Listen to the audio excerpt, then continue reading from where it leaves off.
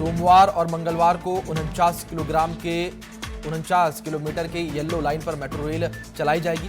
इस रूट पर कुल 37 स्टेशन है, जिसमें 20 स्टेशन अंडरग्राउंड है, जबकि 17 एलिवेटेड यानी कि ऊंचाई पर है। इस रूट पर मेट्रो रेल सुबह 7 से 11 बजे तक और शाम को 4 से 8 बजे तक के लिए ऑपरेशनल होगी।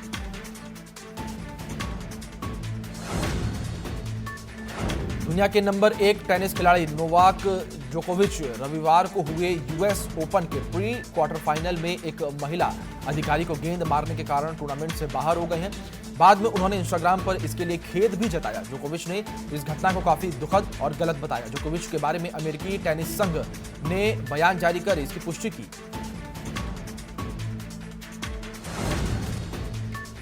प्रधानमंत्री नरेंद्र मोदी, राष्ट्रपति रामनाथ कोविंद, गवर्नरों और यूनिवर्सिटीज के वीसीज के साथ नई शिक्षा नीति पर चर्चा की। उन्होंने खुद ट्वीट कर ये जानकारी दी। पीएम मोदी ने ट्वीट कर कहा कि मैं राष्ट्रीय शिक्षा नीति 2020 और इसके परिवर्तनकारी प्रभाव का विश्वविद्यालयों के राष्ट्रपति जी, राज्यपालों और कुलपतियों के साथ एक सम्मेलन में शामिल होऊंगा। इस सम्मेलन में होने वाले उद्धार भारत को ज्ञान केंद्र बनाने के हमारे प्रयासों को मजबूत करेंगे।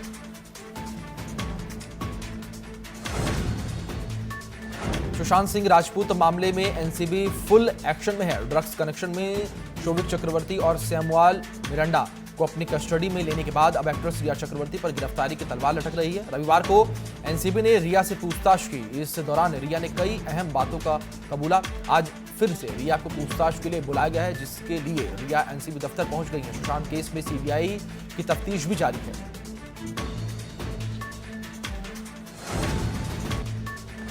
सुशांत केस में उनके दोस्त संदीप सिंह पर कई तरह के सवाल उठ रहे हैं। अब संदीप सिंह ने आखिरकार चुप्पी तोड़ी है। संदीप सिंह ने सुशांत और उनकी बहन मीतू संग अपने व्हाट्सएप चैट का खुलासा किया है। उन्होंने इंस्टा पर इन चैट्स को पब्लिकली कर दिया है और पब्लिक को सफाई दी है कि वे सुशांत की मौत के बाद अस्पताल से लेकर शमशान घाट तक सबसे आगे नजर आए थे। सुशांत केस में जैद, सैमुअल मिरांडा, शोविक को मेडिकल टेस्ट के लिए ले जाया गया। इसके बाद उन तीनों को रिया के सामने बिठाकर पूछताछ होगी। एनसीबी ऑफिस में आज रिया से दूसरे दिन की पूछताछ जारी है। सूत्रों के मुताबिक रिया को आज एनसीबी गिरफ्तार भी कर सकती है। रिया के जवाबों पर ही ये निर्भर करेगा कि वे गिरफ्तार होती हैं या नहीं। सुशांत केस में ड्रग्स कनेक्शन की जांच के लिए एनसीबी ने एसआईटी का गठन किया है। वहीं इस मामले में रिया से पूछताछ जारी है। जैद, शोविक, मिरांडा का मेडिकल टेस्ट कराया गया। तीनों से रिया के सामने बैठाकर पूछताछ की जाएगी। बॉलीवुड एक्ट्रेस कंगना रनौत को वाई श्रेणी की सुरक्षा मिली है। सूत्रों के मुताबिक गृह मंत्रालय ने कंगना को वाई श्रेणी की सुरक्षा दी है। दरअसल कंगना रनौत और शिवसेना नेता संजय राउत के बीच जुबानी जंग तेज हो गई थी। संजय राउत ने कंगना को मुंबई न आने की नसीहत दी थी। इन पर कंगना ने मुंबई आने का चैलेंज किया था।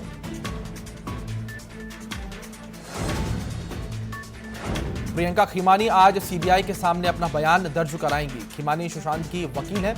वो उस ऑडियो क्लिप में थी जहां सुशांत और रिया फाइनेंशियल इशू के बारे में बात कर रहे थे।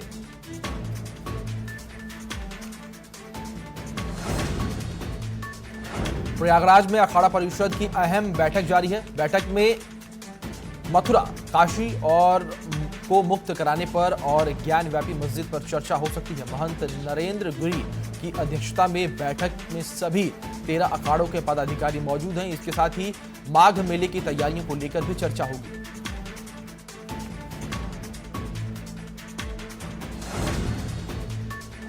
लखीमपुर खीरी कांड में एक नया मोड़ सामने आया है। पोस्टमार्टम रिपोर्ट में बड़ा खुलासा सामने हुआ है। पूर्व विधायक निर्वेंद्र मिश्रा की हार्ट अटैक से मौत हुई है। पोस्टमार्टम रिपोर्ट के मुताबिक पूर्व विधायक के शरीर पर चोट के निशान नहीं मिले हैं। बताते चले कि जमीन विवाद में विधायक निर्वेंद्र की हत्या करने का आरोप था। पूर्व विधायक निर्वेंद्र की हत्या मामले में जांच कमेटी बनाई गई है। लापरवाही के आरोप में चौकी इंचार्ज और 2 बीट आरक्षी निलंबित किए गए हैं। मामले में अब तक 2 आरोपी गिरफ्तार भी हो चुके हैं।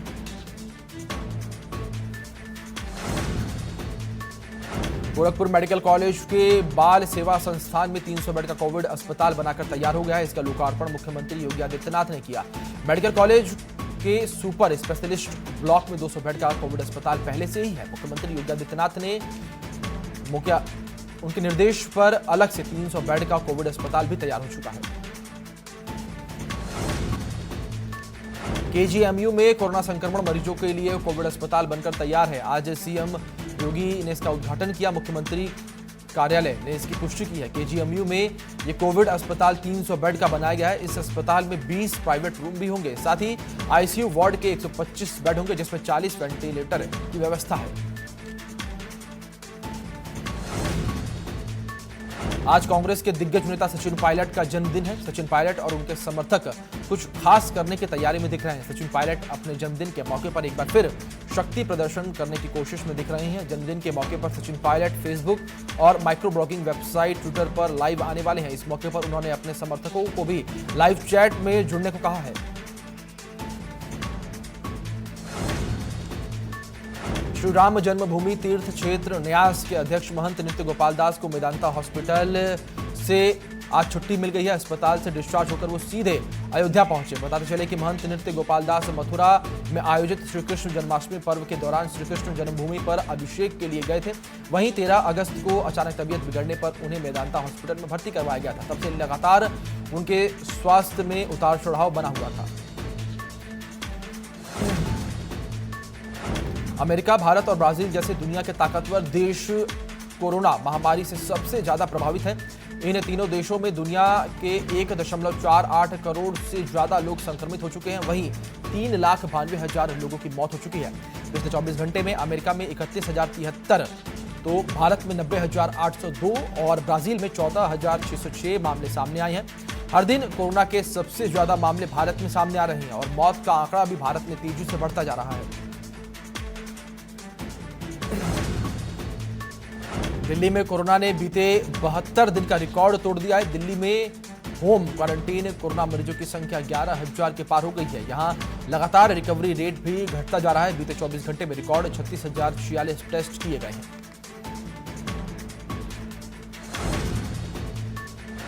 यूपी में रोजाना कोरोना के नए रिकॉर्ड बन रहे हैं। दरअसल यहां पिछले 24 घंटे के भीतर रिकॉर्ड 6,777 नए मामले सामने आए हैं। फिलहाल सूबे में कोरोना के 61,625 एक्टिव केस हैं।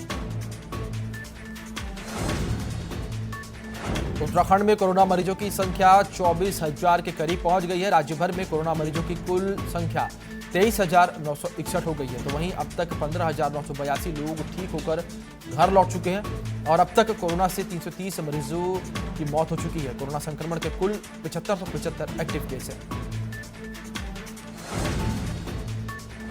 यूपी कांग्रेस ने मिशन 2022 को ध्यान में रखते हुए 7 समितियों का गठन किया है। उत्तर प्रदेश प्रभारी राष्ट्रीय महासचिव प्रियंका गांधी ने कार्यक्रम क्रियान्वयन समिति, पंचायतों के चुनाव के लिए पंचायती राज चुनाव तैयारी समिति, प्रचार प्रसार कमेटी, प्रशिक्षण एवं कैडर निर्माण समिति, मैनिफेस्टो निर्माण समिति, सदस्यता अभियान समिति और संपर्क एवं ज्वाइनिंग समिति का गठन किया है। खास बात यह है कि अनुभवी और वरिष्ठ नेताओं को इन कमेटियों में रखा गया है। बहराइच में बॉर्डर के जिले में दुर्लभ किस्म के तोतों की तस्करी करने वाले गैंग का पर्दाफाश किया गया है। पुलिस ने गैंग के एक सदस्य को गिरफ्तार किया है, जबकि 2 मौके से भागने में कामयाब रहे। पुलिस ने आरोपी तस्कर के कब्जे से 13 दुर्लभ प्रजाति के तोतों को बरामद किया है। पुलिस के मुताबिक आरोपी की पहचान करीम के रूप में की गई है, जो बहराइच के नजीरपुरा इलाके का रहने वाला है।